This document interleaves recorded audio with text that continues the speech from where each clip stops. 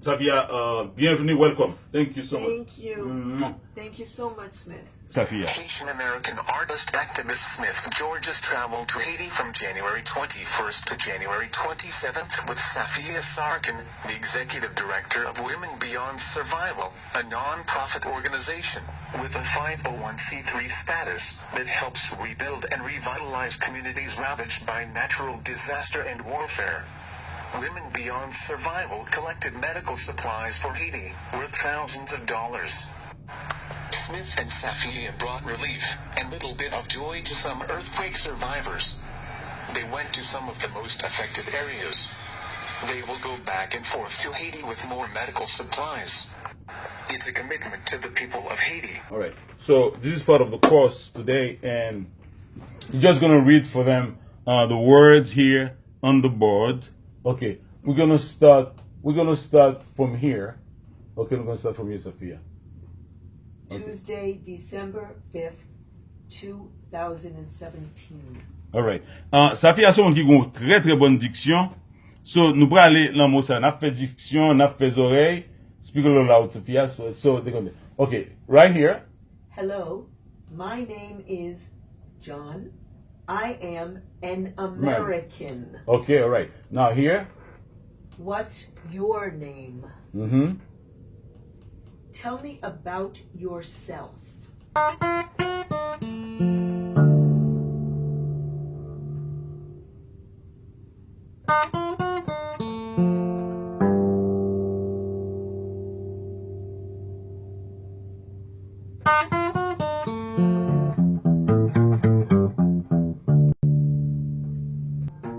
Morning, how are you?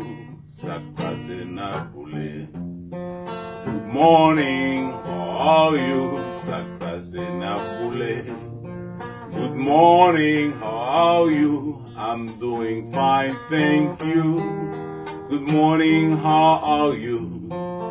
It's time to get started. Ok, n'a dit tout le monde bonjour, good morning, so plaisir de avec nous matin. Matin dans le studio, parce que jeudi c'est un jour spécial.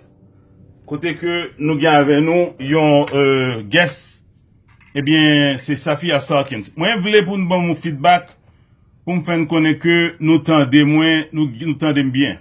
Parce que nous avons un guest spécial jeudi, eh bien, c'est Safia Sarkin. Safia is here.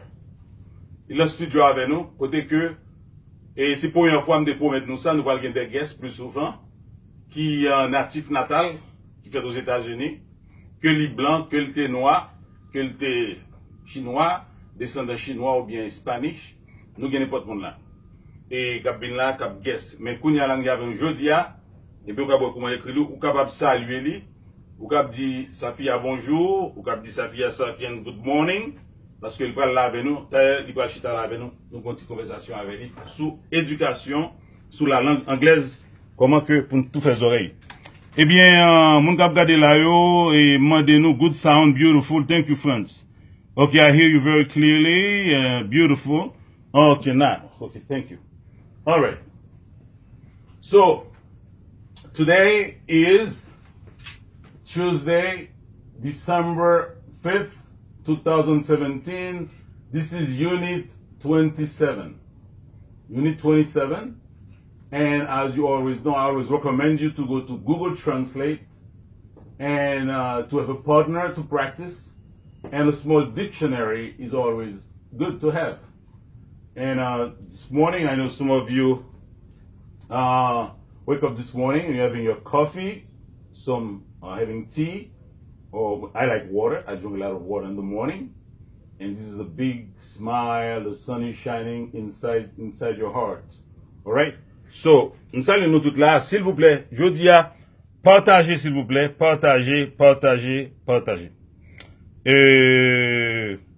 Si nous avons bien regardé comment Safi a écrit, il écrit de façon que nous n'avons pas la pensée. Et S-A-F-I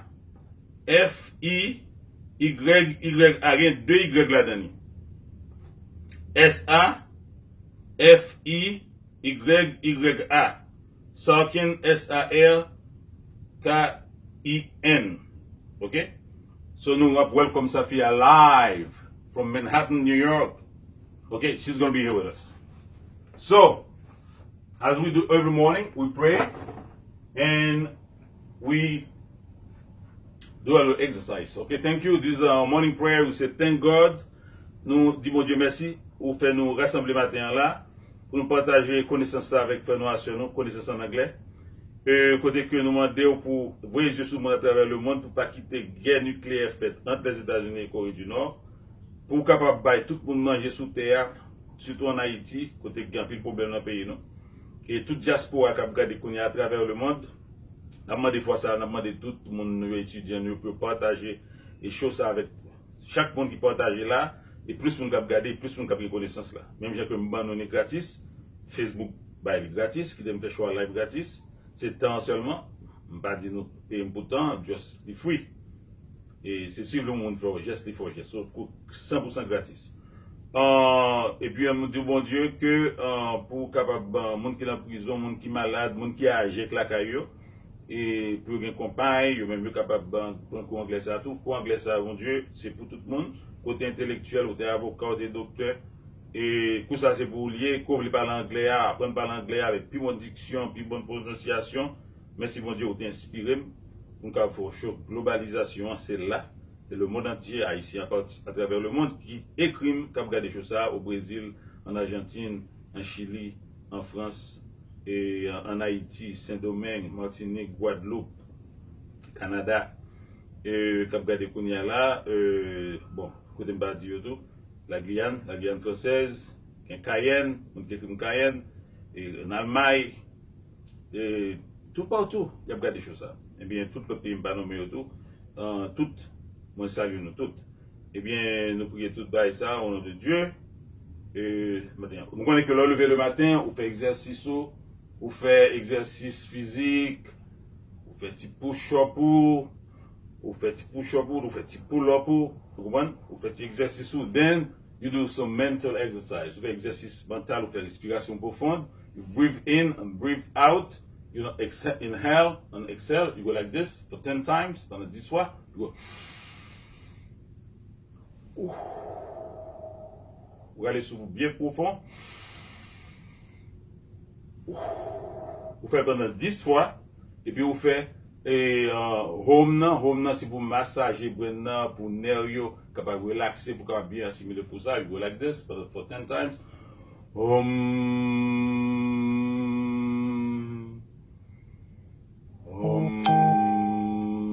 you feel the vibration that makes you relax, then you're ready for the course. Thank you share this with as many people as possible. Kounya là je me dis là que les bon pour partager tout ça, les bon pour nous et moins pas OK. Moins oui, OK. Mr. Smith George, you did a great job. Thank you. All right. OK. Bonjour cousin. Bonjour, good morning. OK. All right. Now, this is what we're going to do. Yesterday, nous découvrir c'est très important, si ça m'a fait dire. Okay. Yesterday, this is what we did yesterday, all right? We talked about, okay, this is what it was. Okay, hello, my name is John, I am American, what is your name? I talk to you and say, tell me about yourself, right? That's when you start telling people about who you are, your name.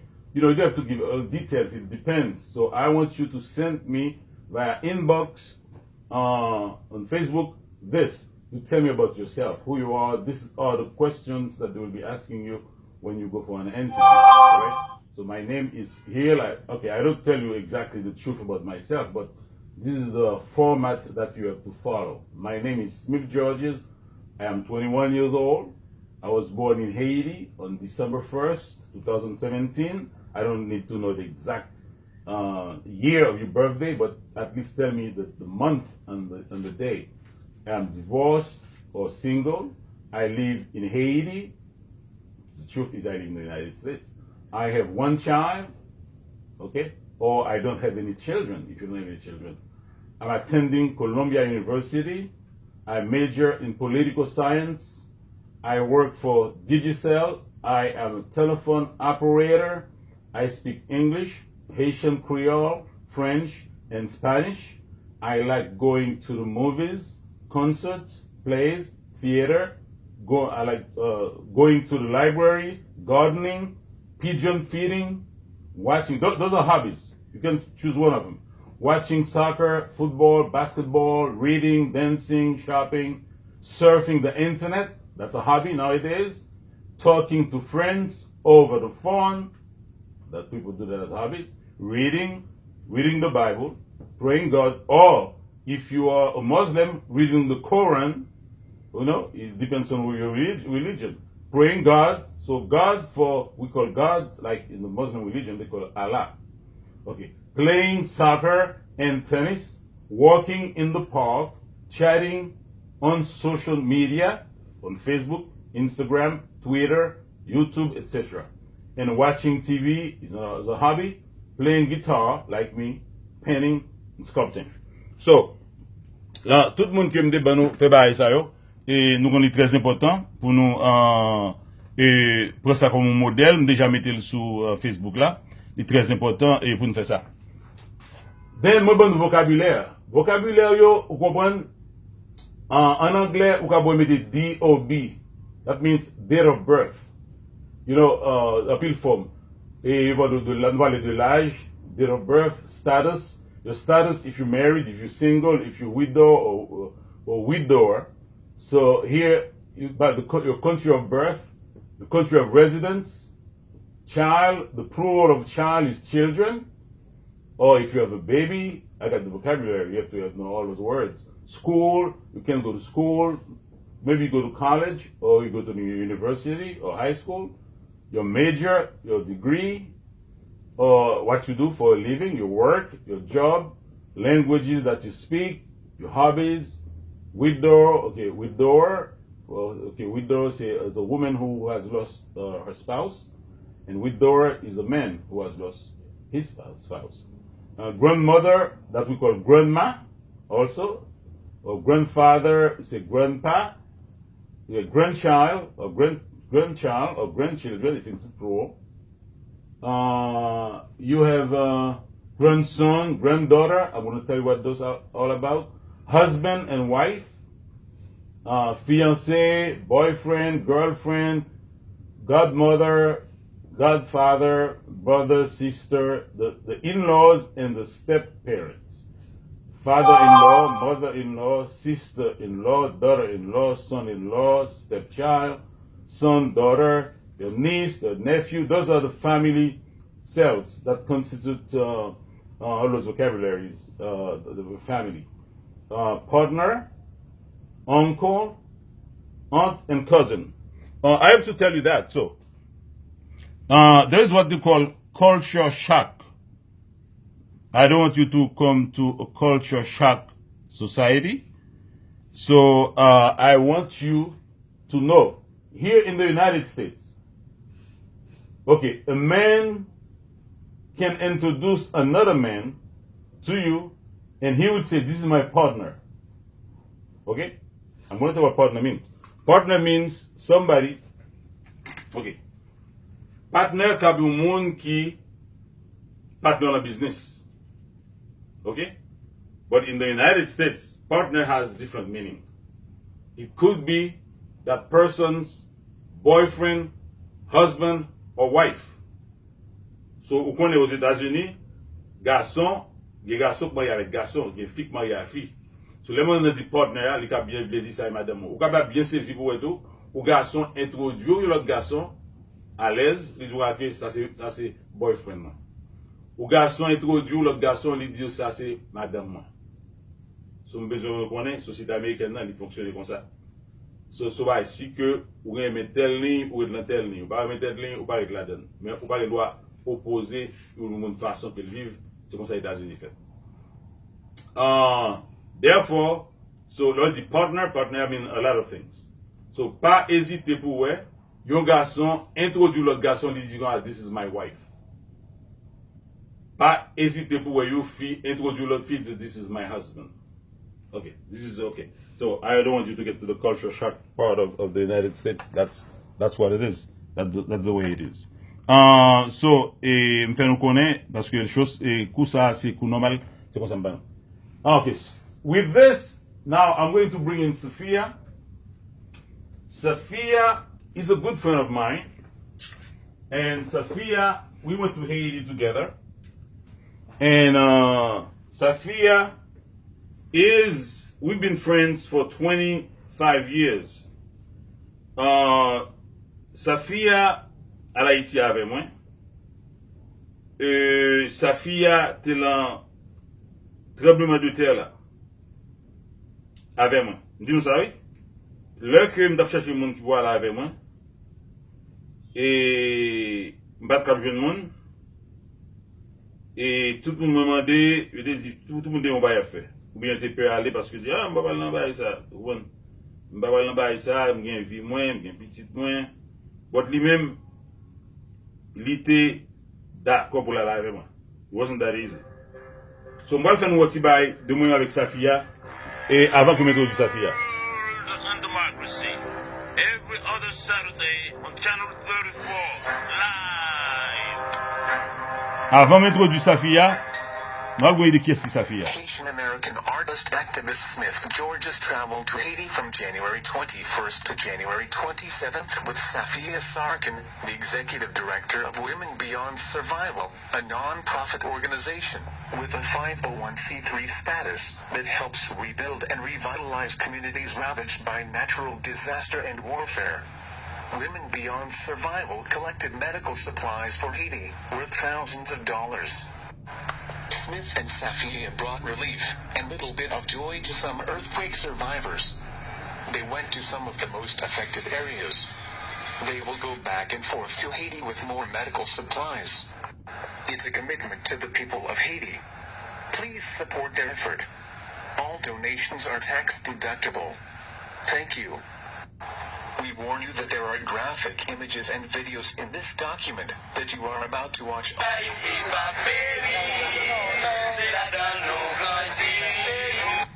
We were in transit in Santo Domingo, Dominican Republic. We stayed there overnight. We met a Dominican lady at the bus station in Santo Domingo. The nurse volunteered her service Bon, to arriving. this is an introduction. Je vais faire une introduction. Malé back en 2010, janvier 2010. Côté que je voyage en Haïti, qu'est-ce qui Safia.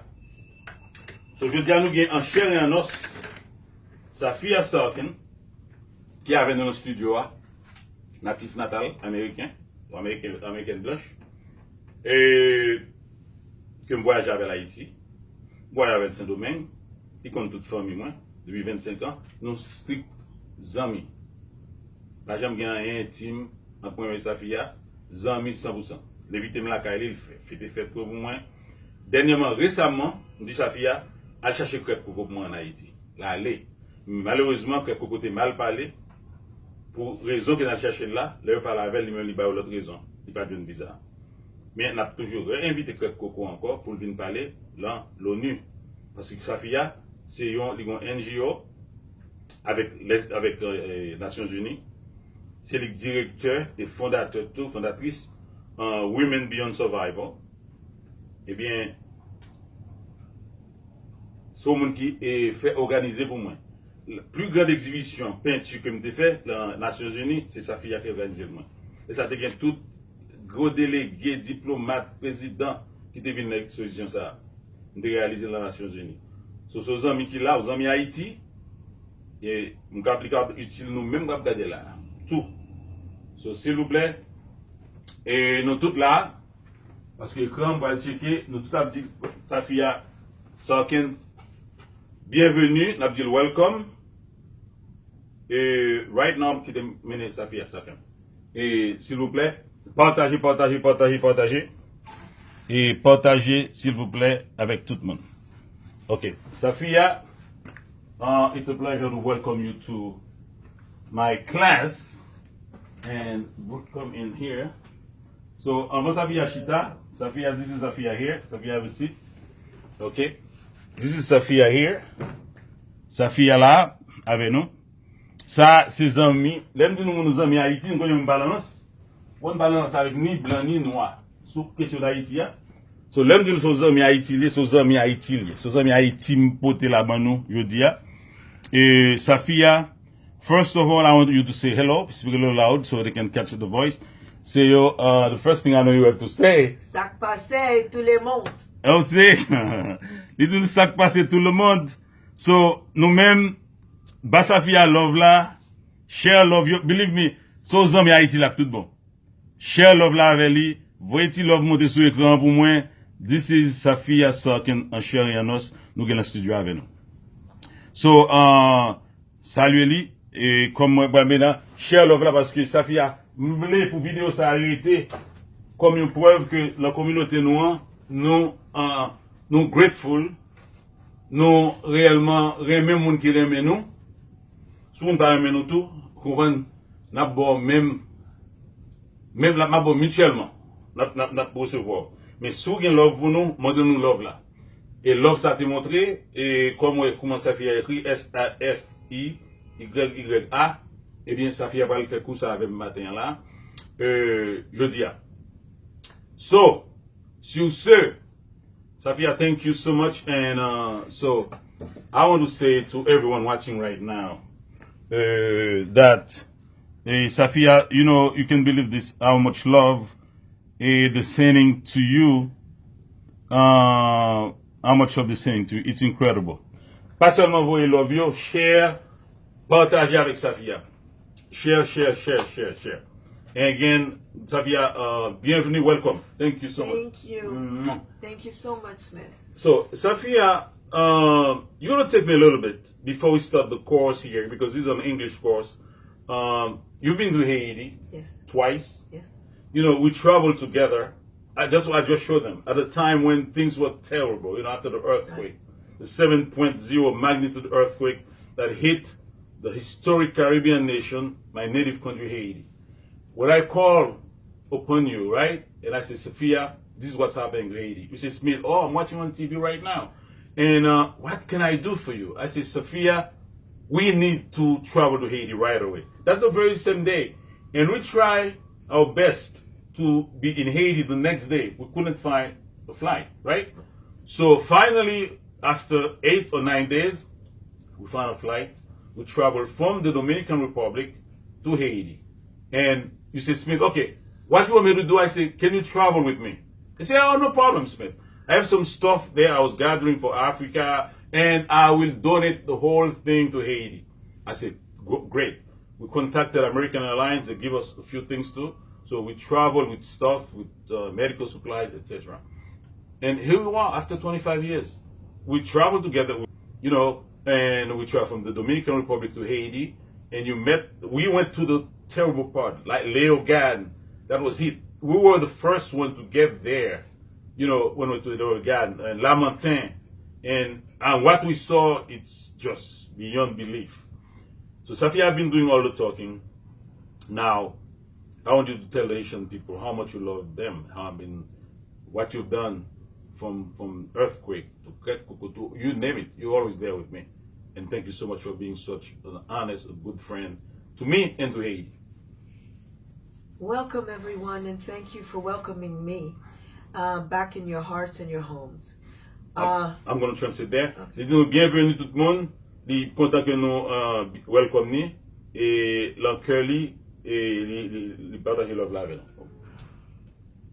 When we have money, we always go back to Haiti. Unfortunately, funding is very difficult. If you see it in your heart and you can't afford it, help us to get back to Haiti.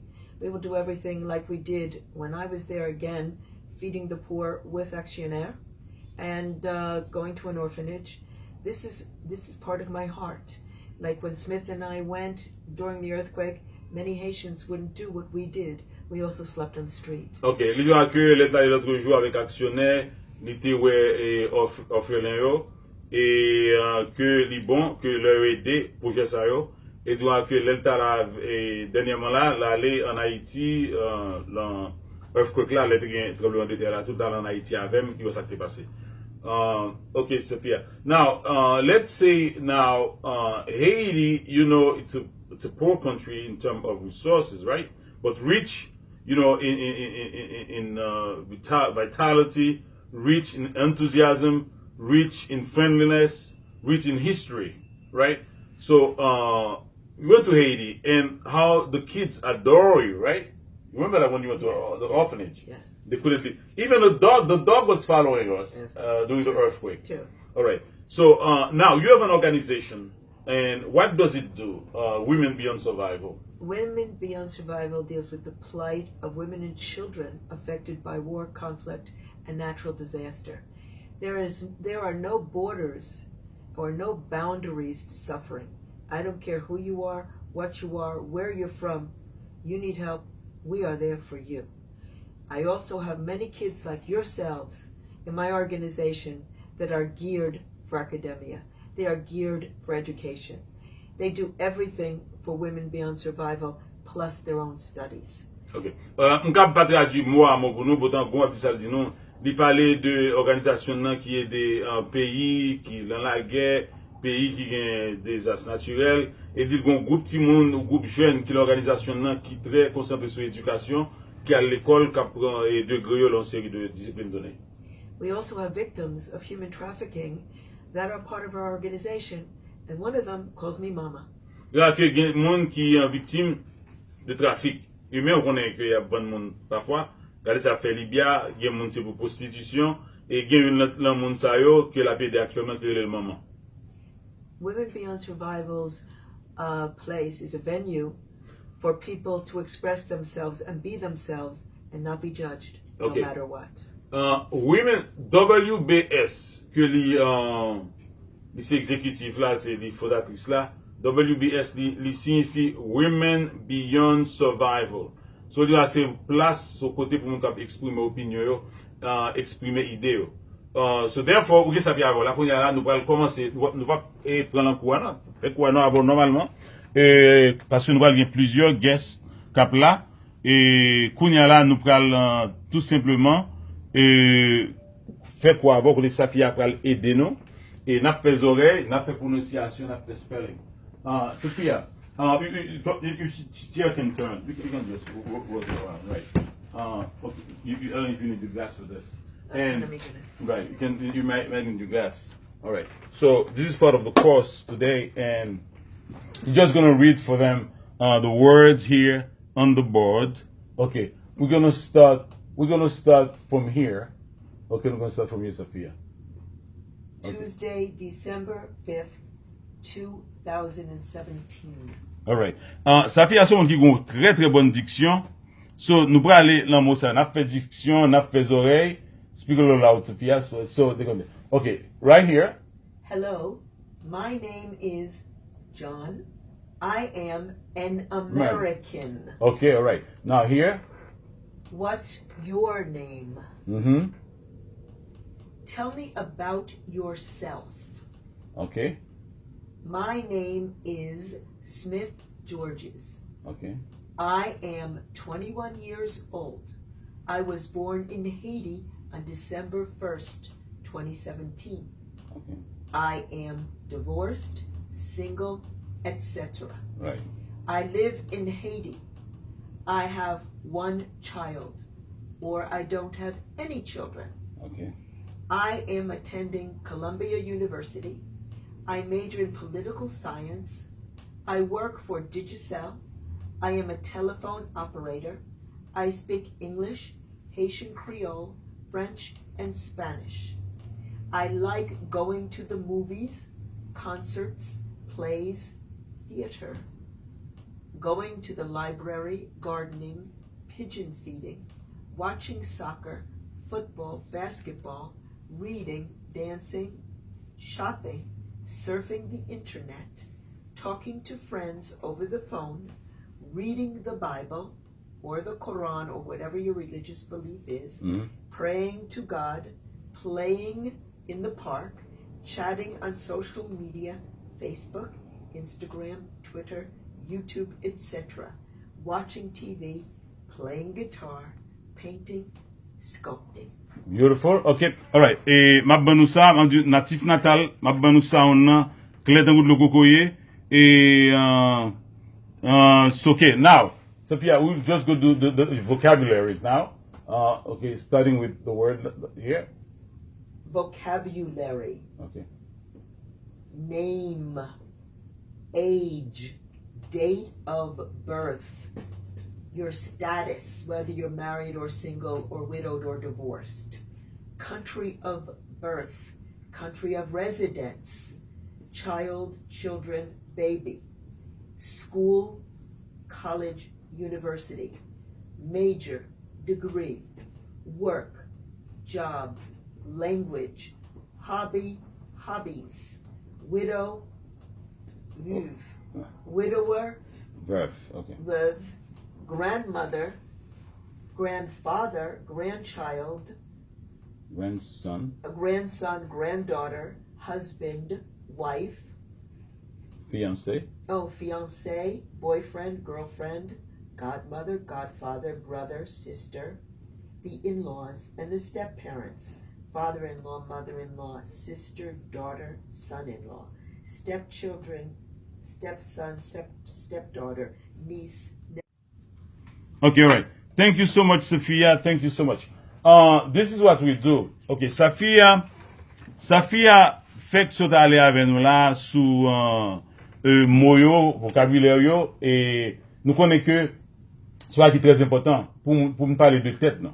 L'heure que demande nous ça veut dire que pour nous mémoriser ça, parler de tête non. Et c'est comme si on a fait une interview, si ça veut dire marketing yourself, c'est comme toi vendre tête dans la plus belle lumière possible. C'est ça fait que nous venons avec tableau ça. Et ou même, moi demandez-nous pour nous inbox moi, pour nous faire connaître exactement parler de nous-mêmes.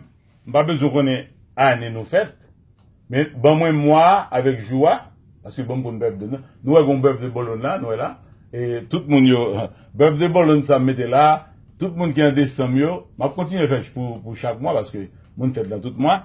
Et happy birthday Bologne, ça. Tout le monde est mois de décembre, je souhaite nous happy birthday. Commencez par moi-même. Et petit point Jeffrey le 11. Et tout le monde qui voit birthday, il fait me connaître que birthday en décembre. So birthday Bologne, n'a pris des coquets là. Et thank you so much. Et Sophia là avec nous là, je dis. C'est très important. Vous avez pour nous profiter. Et Sophia, you can turn around now. You can wait closer to me. Bring your chair closer to me. Okay, that's beautiful. Okay, so we can get good framing. All right. So, mais ça me va le faire avec nous. Nous allons faire interaction là avec Sophia. Nous allons poser Sophia la question pour le répondre. Nous tous cap garder là, ok? Pose parce que c'est anglais n'a fait, n'a écrit anglais, n'a parlé anglais, n'a prononcé anglais, n'a été anglais sous nous, n'a parlé anglais pour rap. Et mon devoir, nous doit que tout ça dit pendant la journée, ou pral dire, ou dire en créole, n'importe ce qu'on fait. Dire en anglais. Côté que vous parlez le vocabulaire anglais, ou kembe créole là. Ok? Ou cap dire comme ça que, m'bral acheter l'âme véritable pour me faire tom-tom. Ok? Dis, on va lâcher l'âme véritable. On dit, regardez Jérémy qu'on y a là. Mon Jérémy, et que mon Jérémy, qui votre presse, c'était votre côté, vous devez acheter l'âme véritable pour faire tom-tom. On dit, on va lâcher l'âme véritable pour me faire tom-tom. Ou capable de dire en anglais tout. Ok? Démontrez-nous, là, et l'âme véritable, c'est breadfruit, right? Breadfruit, c'est l'âme véritable. Ok? Vous capable dire comme ça? Vous capable dire comme ça? Bon, souvent, vous connaissez breadfruit au début. Vous dites, ok, I'm going to buy l'âme véritable to make tom-tom. Vous commencez au côté. You know, commencez là où vous êtes, avec ce que vous avez, mais ne soyez jamais satisfait. Ou pas satisfait parce que, ou à Google Translate, ou à chercher comment il dit l'âme véritable là. Ok. Ou bien débat au léger, c'est breadfruit, bread, donc c'est pain, fruit, donc c'est fruit, vous mettez au seul mot, fait breadfruit, c'est l'âme véritable. Indique, nous voulons dire tout bas en anglais. Vous connaissez ici, il y a un pomme de terre, il y a crasé, il y a le mashed potato. Mashed potato, c'est là pour un pomme de terre crasé, ou fait purée avec crasé. Eh bien, souvent dit tom-tom, ou cap dit comme ça que ou cap dit mashed breadfruit. Mashed breadfruit, ou dit on prend le mash, on lâche la véritable fait tom-tom, ou can say I'm going to the market or to the super.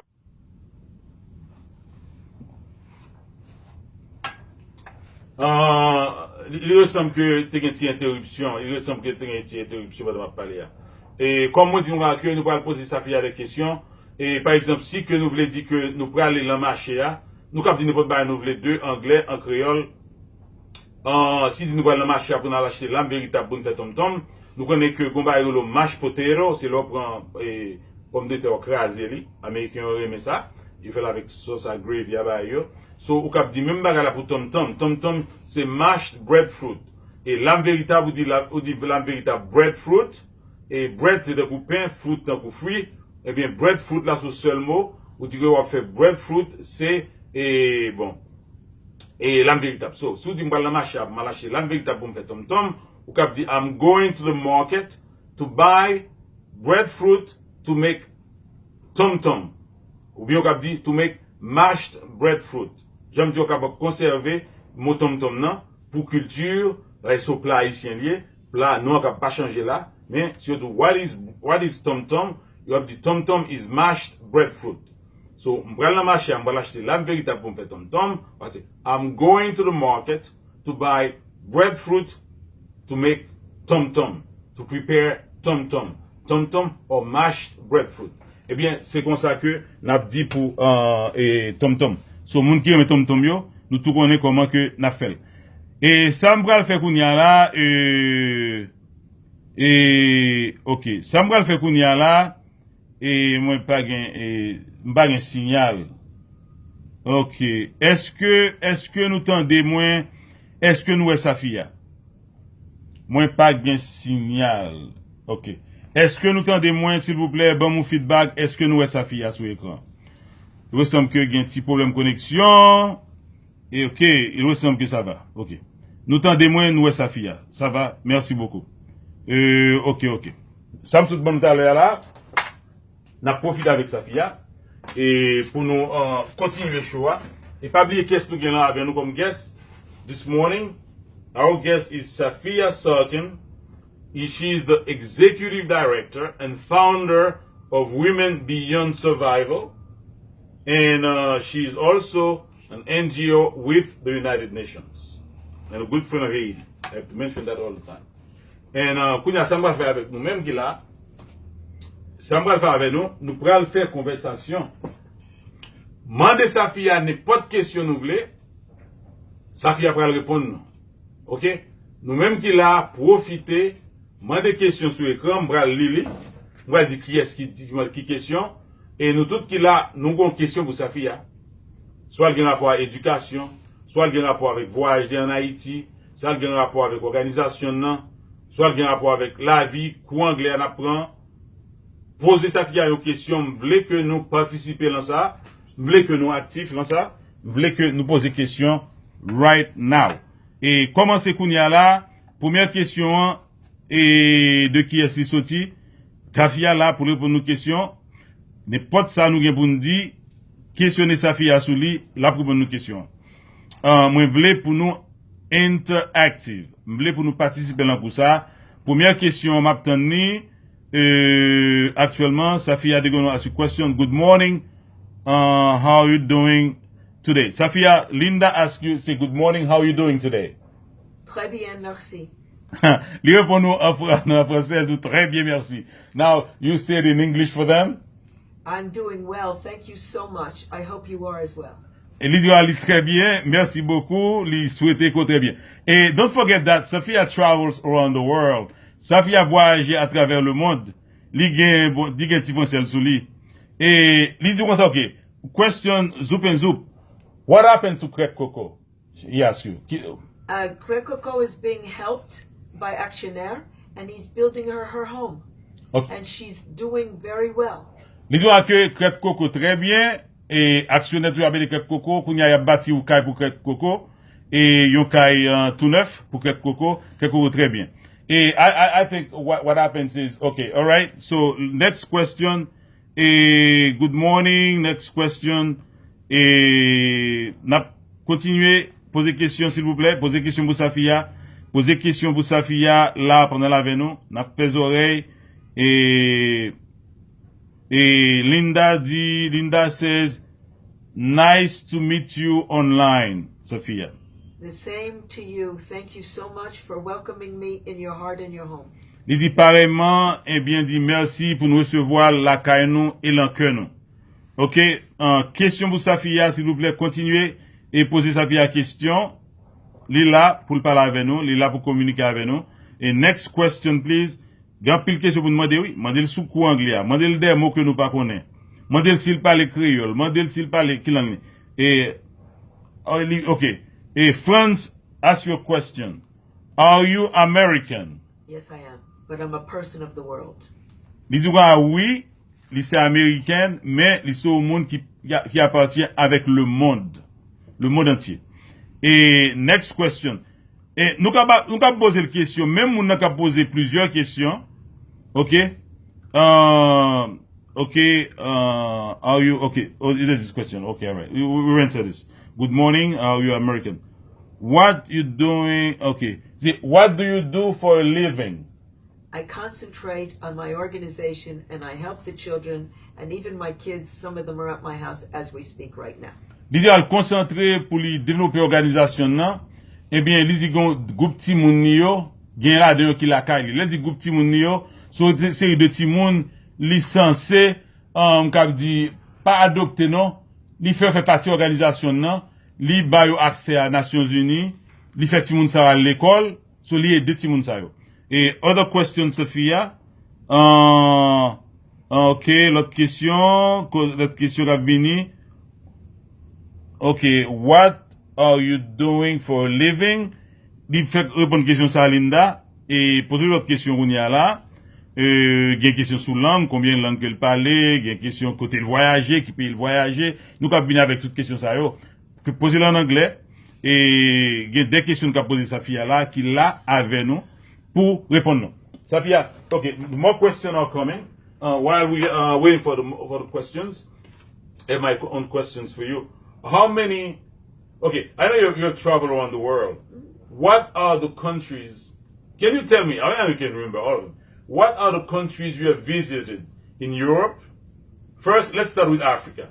What are the countries of Africa that you have visited? So, moi, demande là, qui pays en Afrique que le visiter? Almost all of West Africa. Presque toute Afrique de l'Ouest. Central Africa. Afrique centrale. North Africa. Et Afrique du Nord. Can you name me countries? Oh my God. Countries.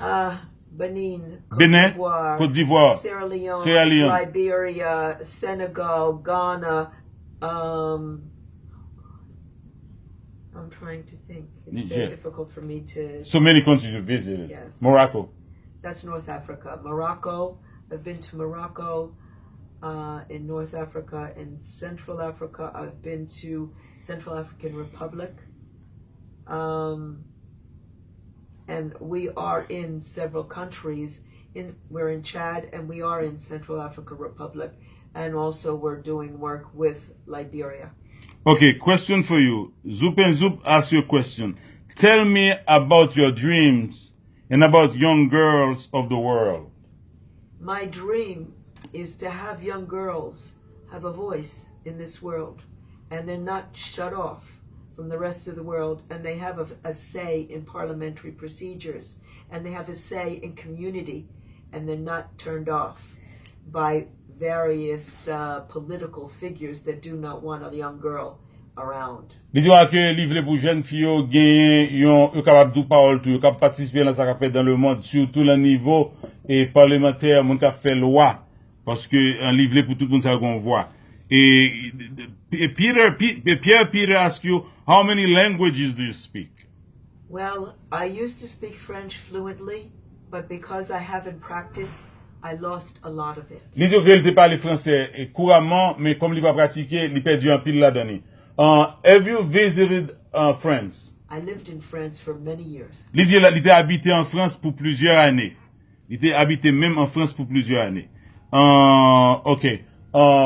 In Europe, name a few countries of Europe that you've been. Dis quelques I pays. lived in England. I lived in France. Dis vivre en Angleterre, ils vivent en France. I've been to almost every country in Western Europe except for Portugal. Dis là dans tout pays en Europe de l'Est, yo, excepté Portugal. I've been to one country in Eastern Europe, and this was when it was one single Yugoslavia. Okay. Before you say you've been all the Western Europe, you've been all the, okay. Là dans tout pays l'Europe de l'Ouest, yo. Mais l'Europe de l'Est, which country in Europe, in East Eastern Europe? Europe, when it used to be one country called Yugoslavia. L'Italie Yougoslave, dans l'Europe de l'Est. Okay.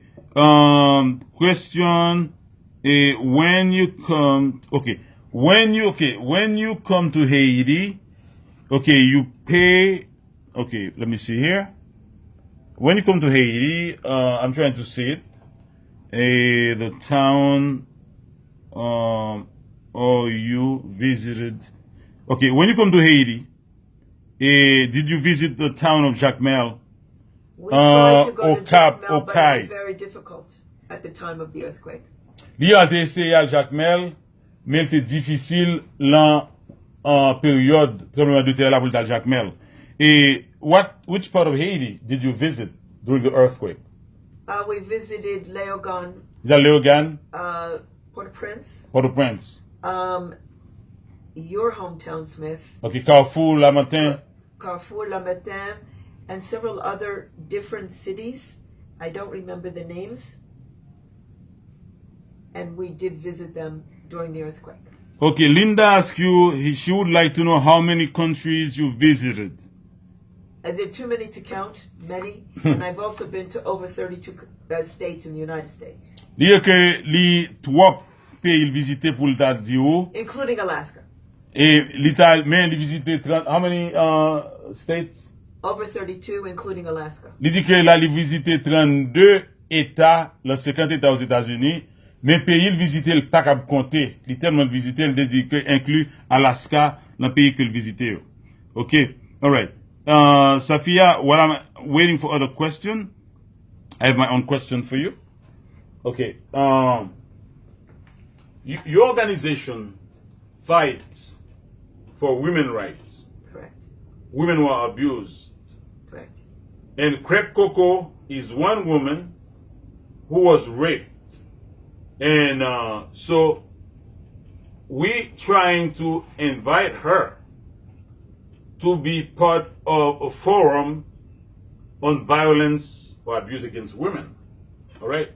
And I know you tried. You went to Haiti before. And when I said that to you, you're the first and one I even went to the embassy with Actionnaire, the Okay. U.S. embassy, to try to get her that visa. Ouais, ça dit où? Il dit comme ça que l'État en Haïti. M'voye l'aller. Il prend un avion l'aller en Haïti. Là, avec Actionnaire et Crêpe Coco, l'ambassade là, pour Crêpe Coco te grave une visa. Ok? Mais malheureusement, il n'y a pas Crêpe Coco visa pour le deviner. Mais nous avons un forum là fait parce que si on dit NGO dans les Nations Unies, nous avons réinvité Crêpe Coco avec l'autre monde qui a abusé sexuellement parce qu'il était violé Crêpe Coco, il était avec Jacques Souli, pour nous faire venir aux États-Unis. Nous connaissons monde qui est comédien et tout, et qui a fait nous rire. Quand il y a là, on va montrer nous. Pourquoi? Qui est très important. Ok. Parce que nous sommes pour un bien affaire. Nous avons une question. Nous avons ça qui est numéro 1 à numéro 100. Ok? 1 à 100. Ok? C'est bon pour bien pour nous ces mots parce que les chiffres, c'est pas un dit la belle chaque jour. Dans la marché, dans l'acheter. Ok? Et we can hold it for us, we can hold it. Okay. Ok. Dans le marché, dans l'acheter. Faut côté cob, faut bailler l'âge, nous faut bailler numéro. Ce numéro très important pour nous gagner. Quand il y a la Safia pour lire, tendez bien quand on parle du numéro pour nous de 1 à 100, tendez à oreilles nous comment le prononcer lui. N'a fait oreilles parce que nous voulons pour nous parler anglais bien, nous parler anglais rapide, entendez. Côté 16 pas 60. Bien 16 accent sur tin, sur 60 accent sur première syllabe là sur 6. So, très important, l'accent. So, ça vient après lire tout numéro pour nous de 1 à 100. Safia, this is what I'm going to do. We're going to read for them the numbers from 1 to 100. So we're going to start with this one. Okay. All right. Sophie. All right. Okay. So you just read it. You have to see it. 1, 2, 3, 4, 5, 6, 7, 8, 9, 10, 11. Okay. 12, 13, 14, 15, 16, 17, 18, 19, 20, 21, 22, 23, 24, 25, 26. Stay right down to 26, 126. Et tendez bien comment la prononcer moi. OK? Tendez bien, n'a fait oreille là, son natif natal, moi-même n'est pas nous là, et nous profiter de lui. Okay, we're on 20. Okay, let's continue. 20. What? 27, 28, 29, 30, 31, 32, 33, 34, 35, 36. Continue. 37, 38, 39, 40, 41, 42, 43, 44, 45, 46, 47, 48, 49. 50. Okay. Now, when ma fait dit deux mots pour nous différents pour eux. Sophia, what is this one here? 15. What is this one? 50. Tenez bien. Ouais, lui-même, il pas rendre ni compte. Et moi, qui fait quoi? Qui compte phonétique yo, qui rend moi compte de accent. Il pas rendre ni compte, non? Gardez côté limite accent en deux mots ça. Une c'est 15, une c'est 50. Sophia, what is this again? 15. Ouais, 15. Accent, stress là tombé sous tin. Gardez l'autre mot, hein? How does this? 50. Ouais, c'est du 50. So, accent tombé sous 50, la première syllabe là. So, différence entre 50 qui 50 et 15 qui 15. Ok, no 15, let's continue. 51, 52, 53, 54, 55, 56, 57, 58, 59, 60. See, 60. What is this number here? 16. Ouais, 16. C'est 16. Accent tombé sous tin, sous dernière syllabe là. Tandis que, what is this one? 60. Ouais, 60. Les deux 6 là, mettez straight à sous 6. So, 60 et 60. 16. C'est 16. Be careful. Soit allemand de 16 pains. Et pour 60 pains, on va débat. We have the 16 breads, please. Soit the 60 bread. Il y a beaucoup de 60 pour. Il y a bien avec pain. Et là. 61, 62, 63, 64, 65, 66, 67, 68, 69, 70. Okay, this is? 70. Yes, it's 70. Okay, 70. Okay, this is 17. Vous entendez? 17 c'est 17. Tin c'est la stress là tombé. Et tandis que 70 c'est sous 7. 70. Ok. 70 and 7. Deux est différent. 70 c'est 70. 17 c'est 17. Let's go. Continue. 71, 72, 73, 74, 75, 76, 77, 78, 79, 80. Okay. 81, 82, 83, 84, Continue. 85, 86, 87, 88, 89, 90, 91, 92, 93, 94, 95, 96, 97, 98, 99, 100. Okay, 100. All right. We get to 100. Okay. Now, mettez ça devant nous.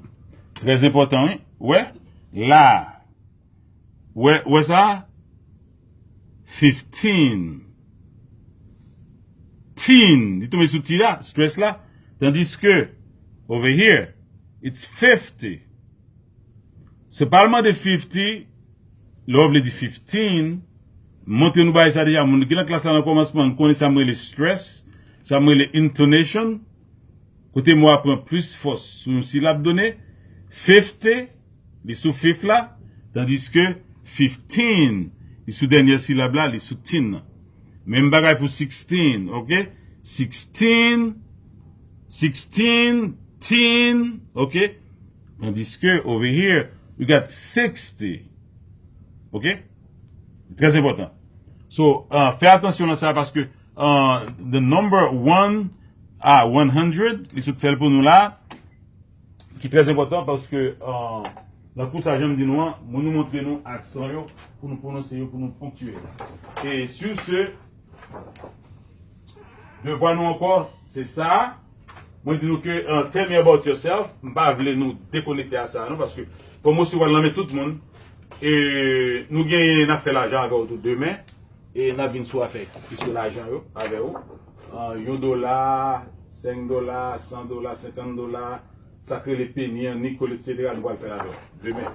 Et nous avons passer avant et sur d'autres sujets, mais cependant, c'est un plaisir pour me là avec nous. Et Sophia, it's been a pleasure. Thank you for coming. Thank you so And much. I know you're going to be frequent guests. You're going to be back here again. Thank you. And the people, mon cap gade là, s'il vous plaît. Et dis Sophia, merci pour ton faire avec nous. Hein. Et puis, remerciez lui. Et puis, remerciez Sophia. Et puis, nous connaissons que nous avons une organisation que le Women Beyond Survival. Et là, toujours à Haïti, où elle dit comme ça que la continue de travailler avec Coco. J'aime bien pour l'inviter dans le forum qu'a fait les Nations Unies. Et comme ça, toi, je connais demain, c'est vous-même. Vous avez besoin d'aide. How many years you been at the United Nations? Oh God, long time. Long time. Over 20. Over 20 years. Plus que 20 ans à la Nations Unies. C'est un membre officiel, organisation, c'est un membre officiel de la Nations Unies. Ok? Les connaissent, et lui-même, il parle de Nations Unies pour le jouer, non? La frappe au du, ou pas Haïti aide, believe me. Premièrement, on a pris c'est lui-même. Besoin de faire lobby de tous côtés. Les Nations Unies, c'est lui-même. Besoin de faire une grosse exhibition dans les Nations Unies, c'est sa fille. Besoin d'aller en Haïti, besoin d'aide pour Haïti. Quelconque, lui-même. Et l'organisation par nous, elle allé. Sa fille, you don't tell them. We slept in the streets of Port-au-Prince. We did. Nous dormons dans la rue. Mal avec sa fille pendant 10 jours. Nous dormons dans la rue. J'ai photo ça. Je vais montrer une vidéo sur Facebook là. Nous dormons dans la rue. Moi avec sa fille, dormons dans la rue. Avec Mounio. Dans les organes, nous dormons dans la rue. Nous pensons Mounio à nous. So, c'est pas un monde comme ça qui là, il n'est pas un petit, vraiment. C'est que qui comme ça. Et Safia, again, thank you so much for coming. Thank you. It's been a pleasure with you. Eh bien, Safia, last word, one dernier mot, last word for the community, and before you leave. Yeah. So, I want to thank you all so much. My name is Sophia, and I really thank you from my heart for listening to me and welcoming me. Thank you so much. Okay, Sophia, how? Okay. S'il vous plaît, nous-mêmes, quand vous regardez là, nous pouvons aller, c'est fin quoi, just send her some love. Send her some love because she's such a nice woman. Et qu'on y a là, nous breakfast avec lui. And thank you for watching. Et tout le monde qui regarde là, tout élève moi qui regarde à travers le monde, s'il vous plaît, ça sous tableau, tell me about yourself, fais-le. Et puis, voyez le bon moi, parce que ça fait partie de la question de certificat que m'a voyé pour nous. Et ça fait à tout. Organisation, m'a fait signer le certificat, comme ça, qui est dans l'éducation, qui est dans bagaille, m'a fait signer ça comme advisor, moi-même comme directeur, quoi, m'a signé là-dedans. So, on a une organisation, deux organisations ici, et qui a signé ça pour nous, et sur connexion, nous avons gagné pour la vie. Ça fait de sending you a lot of love, and thank you so much. For watching. Thank you all. And thank you all. Love you from our hearts to yours. Take care. Bye bye. À demain à 8h et à demain. À demain. À demain. À 8h du matin.